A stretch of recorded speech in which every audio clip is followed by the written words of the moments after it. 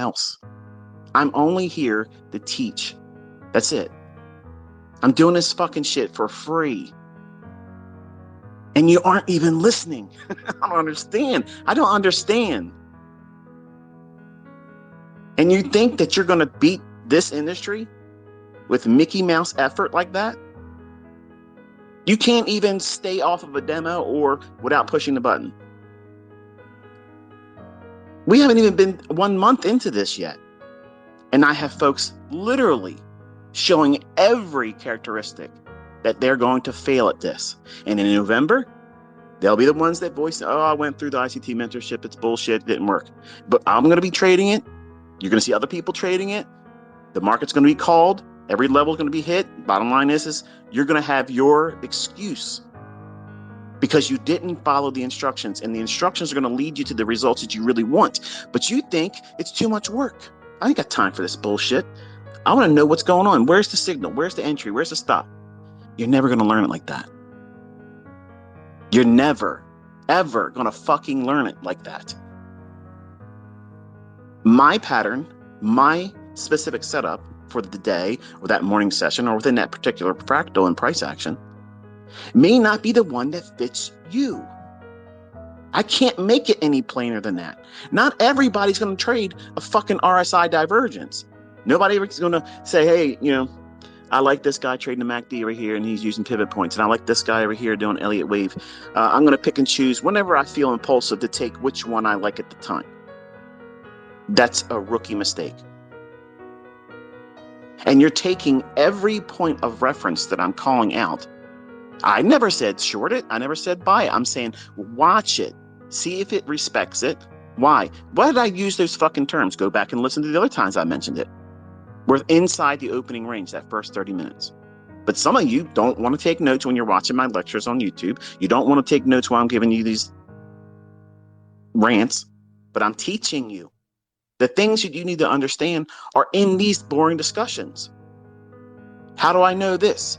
When do I know not to do that? It's when I'm talking to you. But you want to see the little squiggly line bullshit. Show me the fair value gap, the fucking things that I'm drawing on a chart. That's the least important thing. That's the least important thing, but you think it's the most paramount thing there is. And it's very frustrating. This is why it's very difficult. And this is why I always fucking recorded my lectures, because most of them had this shit in it and I had to go back and edit all out. And I'm going to offend some of you. And some of you may want to unfollow me when you hear me talk like this. Good! Save me my fucking peace of fucking mind and my time and yours. Because if you don't want to listen to the instructions I'm giving you, right now in the beginning, you're sure as fuck ain't going to listen to me when I get into the difficult stuff. This is nothing. All I'm asking you to do is observe price from one point to the next.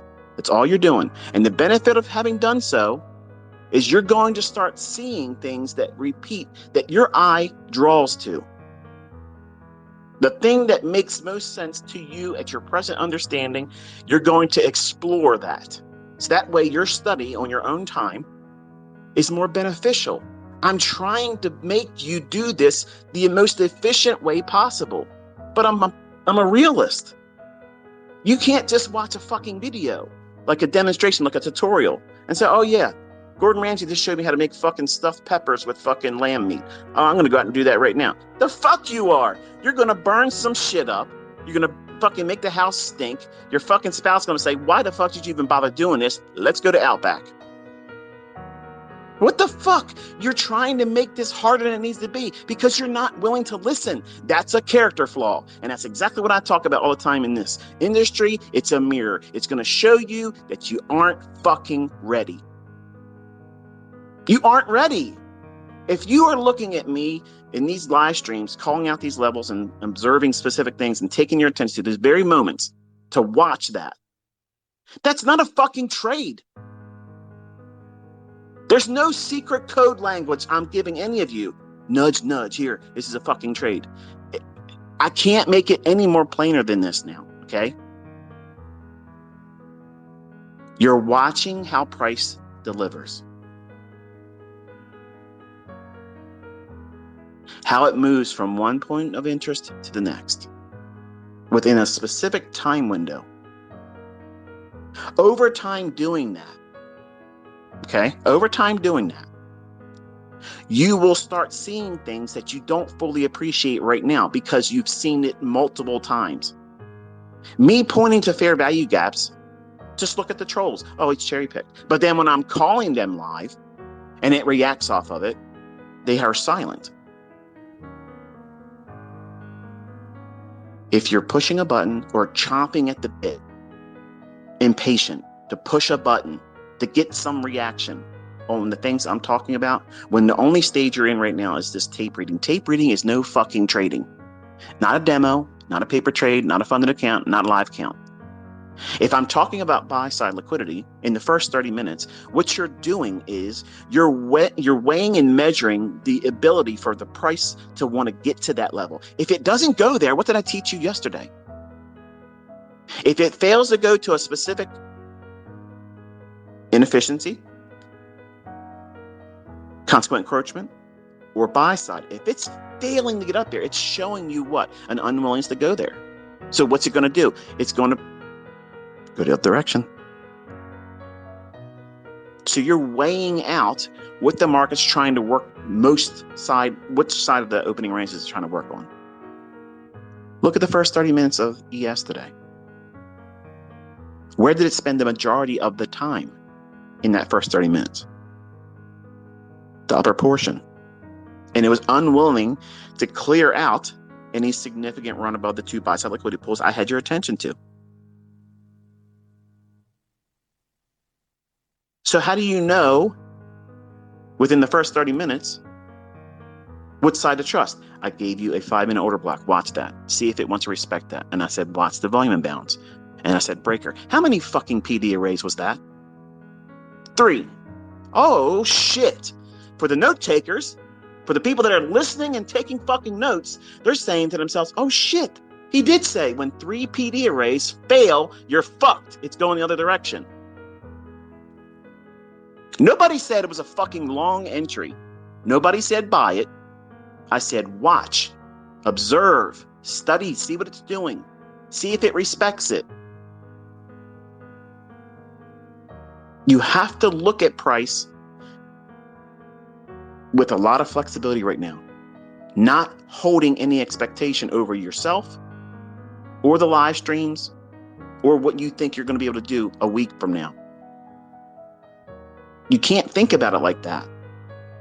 You have to be flexible. Allow yourself to learn this. But you're not going to fucking learn it. You know, here, I'm going to give you a couple of scenarios. Here's what happened. When I was a younger person, and I used to do card tricks and shit with my friends and stuff. I have friends. You know who they are. You're probably one of them, and you fucking know it, okay? And I can see you in my comments on my Twitter space, and I can see you in my comments on my videos too. And you're some of the ones that are sending me messages through Telegram and sending me emails. And I don't mind helping. I don't mind answering a question if it's something that I haven't said ad nauseum. But these things, I have said this a lot. Don't trade. Don't push the button. You're tape reading. But invariably, some individuals, they see somebody demonstrate something. Do a card trick. Hey, look, let me show you how to swing the bat over here. And then they want to grab it and show you how they can do it right away without any practice. And then it's fucking a train wreck. It's impatience. Impatience is going to fucking bury you before you have a chance to even really learn how to do this. You're going to fail, and you might not see it. Some of you that are doing these types of things, you think you're going to be the exception. And I'm telling you, that's exactly what young ICT thought too. And I was humbled over and over and over again. You will not be the exception. And I say that with all the love and all of the respect and all of the interest in you succeeding. I want to see you succeed. I do. I swear to God Almighty, I want to see you succeed. But you have to let me help you. You have to let that process unfold the way I'm teaching you. If you do not submit to this process, it's impossible for you to be successful in it. You're going to fail. If you're looking at anything in addition to the things I'm talking about in the tweets,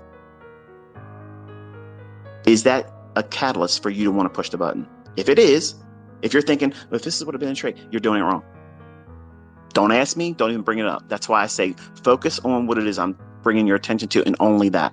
In your own journal, you add all that extra stuff there. You don't bring it to the equation or the conversation while we're doing tape reading. Number one, I predominantly do not even look at tweets while I'm doing live sessions or when I'm doing these types of things here. Because invariably, I'm going to see something that's going to fucking trigger me. And it's either going to take me off the topic I want to tackle, or it's going to cause me rage. Because I see someone, and I know some people are going to come here that are new, but I see some names that repeat. I've recognized you with either liking a tweet or retweeting something or commenting to someone else. So you've been around for a little while. You've heard me say, don't push a button. You've heard me talk about the opening range.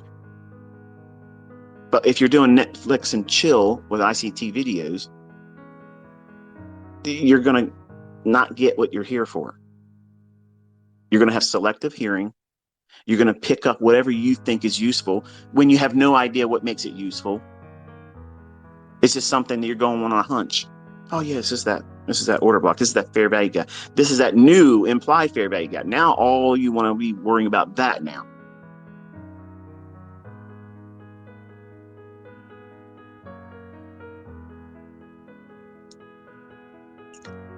I have to get this off me. Otherwise, it'll eat at me all day long. When you're trained with me personally, side by side, I did it in the 90s. This is how they got it. And sometimes it wasn't pleasurable. It wasn't fun. It was uncomfortable. But it's the reality. You can't do stupid shit and expect good results. Okay, you can't. And if you're trying to, oh, well, come on, man. There was a loss going long. Nobody said go long. I said, watch. Trust me, there will be very finite terms where you can judge my approval, or not the approval, but the accuracy of what it is I'm looking for. Okay. I will give that to you this year. I will. I promise you that's coming. But in the beginning stages, to get everybody at least on the same foundation, whether you've been doing this for a while or not, whether you're familiar with what I do and teach, it's irrelevant.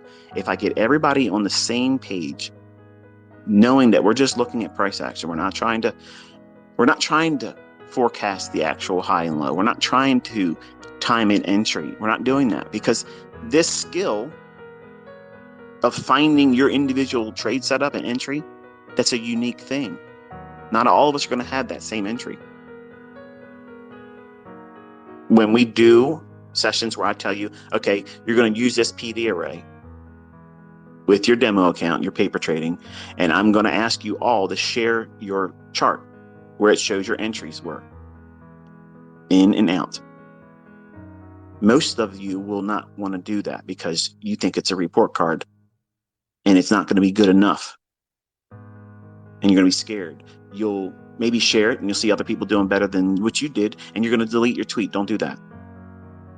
You're robbing yourself of the best opportunity how to learn this. And when it's uncomfortable, that's exactly what it's supposed to fucking feel like. Every time that you push a trade, when you want to get into a live account, when you trade your funded accounts, guess what you're doing? You're casting your opinion into the abyss of that hard right edge, and you don't know what the outcome's going to be. So you have to desensitize yourself now while everybody's doing the same thing. Nobody's better than the other. You're all in the same stage of learning. Regardless of how long you've been with me, if you've been profitable, funded, I don't give a fuck. This year's mentorship is different. If you can't recognize that, even my charter members are thinking, this is something totally different. Yes, this is the brass tacks. But I also know that this type of training is going to weed out the people that are not going to do well. And it's going to do it quickly. But I don't want to see any of you fall behind. I don't want to see you fall victim to yourself, your own character flaws, before you have a chance to cope and manage them and replace them with more positive characteristics of a trader or speculator. Everything I'm saying does not translate to an entry. It does not translate to a trade. What you're doing is seeing those moments in price action at the times I'm prompting you to look at them. Study it. See, does it do specific things that you are expecting based on the things I teach on my YouTube channel? The order block shouldn't do what? Shouldn't go past the mean threshold. What happens if it does? That's a warning sign. Then I mentioned the volume imbalance below it. What happens if it goes through that? It can do that, but guess how many PD arrays now is failing too? And I said the bullish breaker. Well, if it goes below that and shows no willingness to support anything there, what is it indicating to you? It's going to want to do what? Expand lower. Seek discount. Go look at the tweets, folks. That's why I'm doing it. I'm confused. I can't follow your tweets. Then wait until the session's over. Go back, take every individual tweet and place it on your chart, and it'll make perfect sense to you then. I'm telling you, that's how you're supposed to be doing it. For those that are here watching it live, you have the benefit of just seeing it and looking at it over your chart in real time. But there's no disadvantage for those that can't do it, because you literally can take that tweet that's time and date stamped, plot it right on your TradingView chart, and you'll see where I was pointing your attention to and how we are watching how it's going to reach to the next level. Then what are you supposed to do with that? What's the benefit? Once it goes there and I say, okay, screenshot this, what are you supposed to be doing? You're supposed to be looking at how much time it took before it repelled away from that level, started gravitating to another level within 5 handles. Does it offer a range of 5 handles? If it does, was there a setup in there that you can identify? What do you mean? I thought you were supposed to tell me. I'm telling you how to find your setup. Using the things I've taught, what pattern exists in that price run?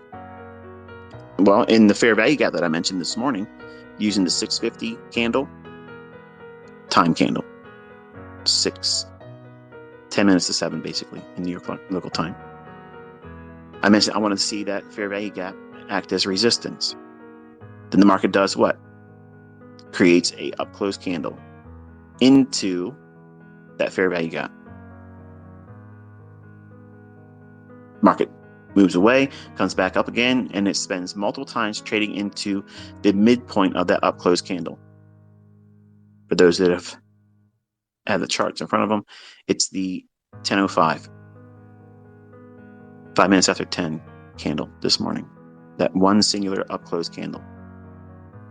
And the subsequent candles after that, it was trading up into both the fair value gap low from 650's candle. And then we had what? Expansion. Reaching down into the fair value gap I mentioned below it. Seeking what? Discount. That candle is formed at the 650 time candle on 1 minute chart. It trades down to it and then blows out the low. And I said, you want to screenshot this and label it 50% of the trade off here. But I didn't take a trade. You didn't take a trade. Oh, what are we doing with all this? You're conditioning yourself and you're logging it. When I teach you how to journal, I told you, you're giving yourself positive self-talk. You are conditioning your subconscious